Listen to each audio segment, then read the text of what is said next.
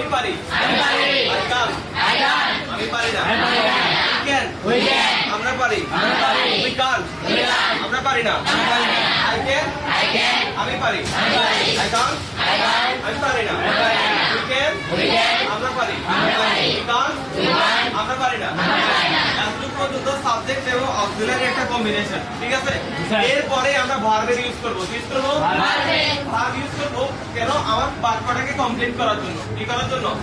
বাক্যটাকে সম্পূর্ণ করার জন্য এরপর আমরা যদি ভার্ব ইউজ করি আমরা সবচেয়ে কমন একটা ভার্ব বলি তো সাধারণ একটা ভার্ব বলো তোমরা ডু তারপর কি আছে গো আমরা যেগুলো জানি আর একটা বিষয় হচ্ছে যে মডেল ভার্বের পরে ভার্বের বেস ফর্ম হয় মডেল ভার্বের পরে কি হয় এখানে ক্যান এটা কি ভার্ব মডেল ভার্ব এরপরে কি ইউজ করতে হবে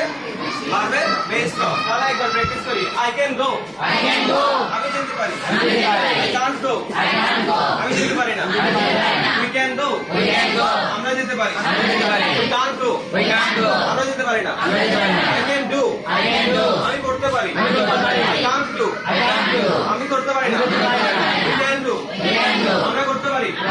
উই কান্ট ডু আমরা করতে পারি না যদি সাবজেক্ট চেঞ্জ করি তাহলে কি হবে ইউ ক্যান গো তুমি যেতে পারো ইউ কান্ট গো তুমি যেতে পারো না ইউ ক্যান গো আমরা যেতে পারি ইউ কান্ট গো আমরা যেতে পারি না যদি আমরা যদি সাবজেক্টের ফার্স্ট পারসন সিঙ্গুলার আনি তাহলে কি হবে he can go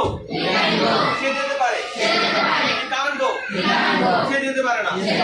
she can go সে যেতে পারে শি কান্ট গো সে যেতে পারে না দে ক্যান গো তারা যেতে পারে দে কান্ট গো তারা যেতে পারে না